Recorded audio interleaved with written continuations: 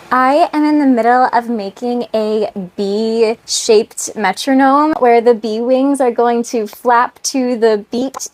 This is what the bee will be like full size, so the entire mechanism is going to be like pretty large. I had to do so many prototypes to get the wings right, and here's some things that I tried. These are all of my prototypes. My initial plan was to just use the wireframe of the bee wing and sandwich some fantasy film in between the two halves, sort of like how I did with this stained glass hip piece. Also made a bee wing bra like this a little while ago.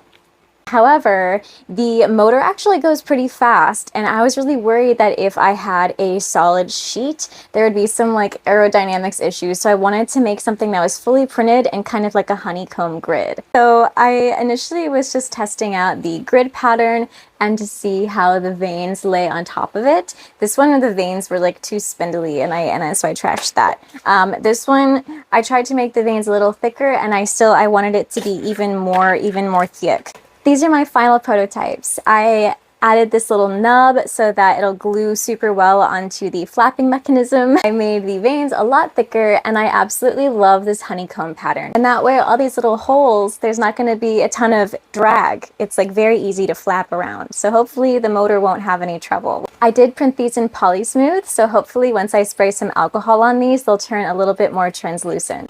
If you like my whimsical machines, I'm going to have a booth at Open Sauce in just a couple weeks, so come by and say hi and check out the finished mechanism that I will totally have done in time.